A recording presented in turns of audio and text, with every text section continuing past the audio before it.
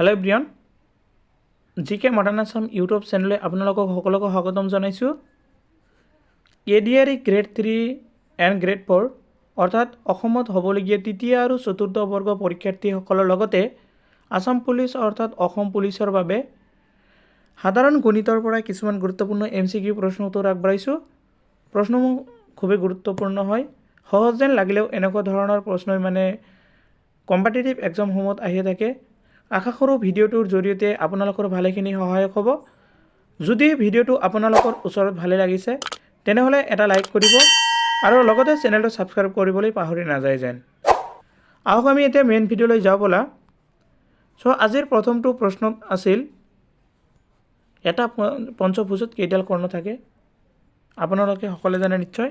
ইয়াৰ উত্তৰটো হ'ব option number A 5টা। এটা পঞ্চভুজত 5ডাল কৰ্ণ থাকে।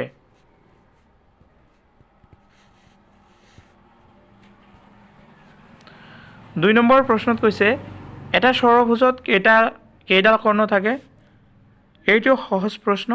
ইয়াৰ উত্তৰটো হ'ব অপশ্যন নম্বৰ C 9, মানে এটা ষড়ভুজত 9টা কৰ্ণ থাকে। তাৰপিছত 3 নম্বৰ প্ৰশ্ন, এটা অষ্টভুজত কেইডাল কৰ্ণ থাকে? ইয়াৰ উত্তৰটো হ'ব অপশ্যন নম্বৰ D 20, এটা অষ্টভুজত 20ডাল কৰ্ণ থাকে। তাৰপিছত প্ৰশ্নত কৈছে, 12টা বাহুযুক্ত এটা বহুভুজত কেইডাল কৰ্ণ থাকে? ইয়াৰ উত্তৰটো হ'ব অপশ্যন নম্বৰ D 54টা। 12টা বাহুযুক্ত এটা বহুভুজত 54ডাল কৰ্ণ থাকে। 5 নম্বৰ প্ৰশ্নত কৈছে, এটা বহুভুজৰ 27ডাল কৰ্ণ আছে। বহুভুজটোৰ কেইডাল বাহু আছে? ইয়াৰ উত্তৰটো হ'ব অপশ্যন নম্বৰ C 9ডাল।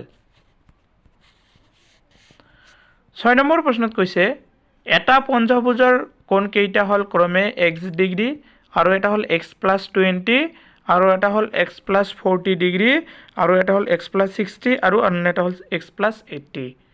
পঞ্চভুজটোৰ আটাইতকৈ সৰু কোণটো হ'ব তাৰমানে। ইয়াৰ উত্তৰটো হ'ব অপশ্যন নম্বৰ B 68।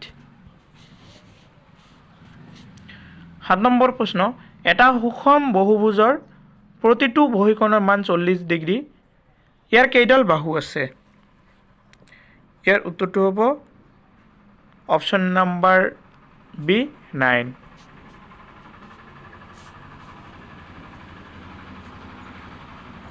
8 নম্বৰ প্ৰশ্নত কৈছে, এটা বহুভুজৰ প্ৰতিটো অন্তঃকোণৰ মান হ'ল 180 ডিগ্ৰী। ইয়াৰ কেইডাল বাহু আছে? ইয়াৰ উত্তৰটো হ'ব অপশ্যন নম্বৰ C 5ডাল। 9 নম্বৰ প্ৰশ্নত কৈছে, এটা বহুভুজৰ প্ৰতিটো অন্তঃকোণৰ মান হ'ল 135 ডিগ্ৰী। ইয়াৰ কেইডাল বাহু আছে? ইয়াৰ উত্তৰটো হ'ব অপশ্যন নম্বৰ A 8ডাল, মানে 8টা।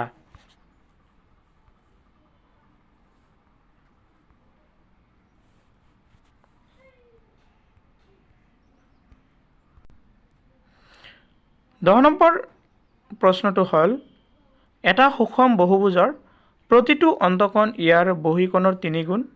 ইয়াৰ বাহুৰ সংখ্যা হ'ল ডেছ, মানে ইয়াৰ বাহুৰ সংখ্যা কিমান হ'ব? ইয়াৰ উত্তৰটো হ'ব অপশ্যন নম্বৰ B 8, মানে 8ডাল। 11 নম্বৰ প্ৰশ্নত কৈছে, এটা সুষম দশভুজৰ প্ৰতিটো অন্তঃকোণৰ মান হ'ল ডেছ। ইয়াৰ উত্তৰটো হ'ব অপশ্যন নম্বৰ C 144 ডিগ্ৰী।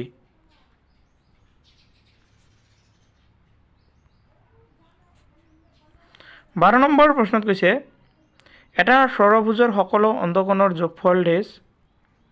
ইয়াৰ উত্তৰটো হ'ব অপশ্যন নম্বৰ B 8 ৰাইটছ এ এংগেল। 13 নম্বৰ প্ৰশ্ন, এটা সুষম বহুভুজৰ আটাইকেইটা অন্তঃকোণৰ যোগফল হ'ল 1080 ডিগ্ৰী। ইয়াৰ প্ৰতিটো অন্তঃকোণৰ মান কিমান হ'ব? ইয়াৰ উত্তৰটো হ'ব option number A 135 degree. 14 number প্ৰশ্নত কৈছে,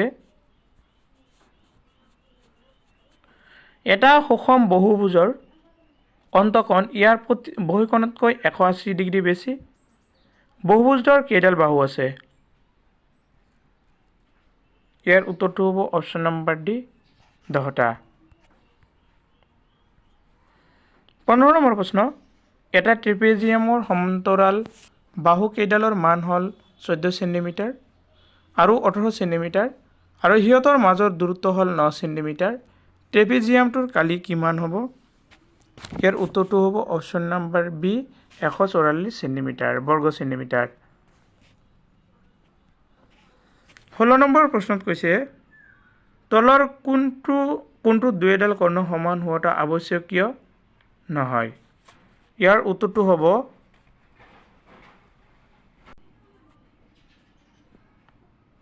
অপশ্যন নম্বৰ সি ৰম্বাস। 17 নম্বৰ প্ৰশ্নত কৈছে এটা ৰম্বাসৰ কৰ্ণ কেইডালৰ দৈৰ্ঘ্য হ'ল 16 সেণ্টিমিটাৰ আৰু 12 সেণ্টিমিটাৰ। ৰম্বাসটোৰ বাহুৰ দৈৰ্ঘ্য ডেছ মানে ৰম্বাসটোৰ বাহুৰ দৈৰ্ঘ্য কিমান হ'ব? ইয়াৰ উত্তৰটো হ'ব অপশ্যন নম্বৰ সি 10 সেণ্টিমিটাৰ। 18 নম্বৰ প্ৰশ্ন, এটা সামুদ্ৰিকৰ ওচৰে ওচৰিকৈ থকা দুটা কোণ হ'ল 2x + 25 ডিগ্ৰী আৰু 3x - 5 ডিগ্ৰী। চ' 1xৰ মান হ'ল ডেছ মানে 1xৰ মান কিমান হ'ব?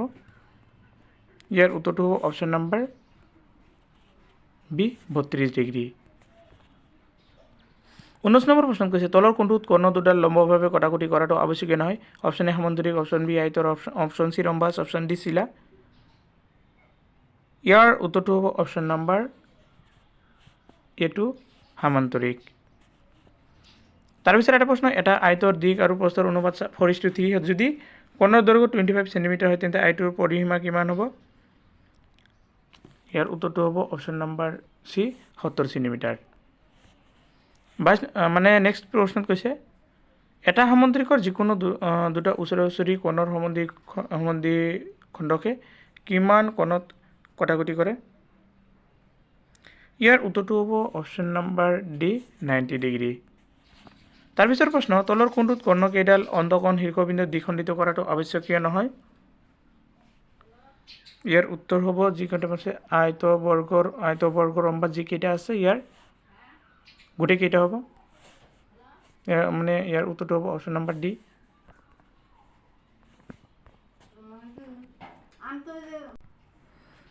তাৰপিছৰ প্ৰশ্নটো হ'ল 1 মিটাৰ বাহুযুক্ত এটা ঘনকীয় বাকচত 10 সেণ্টিমিটাৰ বাহুযুক্ত কিমানটা ঘনক সোমাব পৰা যাব? ইয়াৰ উত্তৰটো হ'ব অপশ্যন নম্বৰ চি 1000। আজিৰ শেষৰ প্ৰশ্ন হৈছে এটা কিউবত কাককেইটাৰ অনুপাত হ'ল 1:3 আৰু ইয়াৰ পৃষ্ঠকালি হ'ল 88 সেণ্টিমিটাৰ মানে বৰ্গ সেণ্টিমিটাৰ। কিউবটোৰ আয়তন হ'ল ডেছ মানে কিউবটোৰ আয়তন কিমান হ'ব? ইয়াৰ উত্তৰটো হ'ব অপশ্যন নম্বৰ এ 48 সেণ্টিমিটাৰ।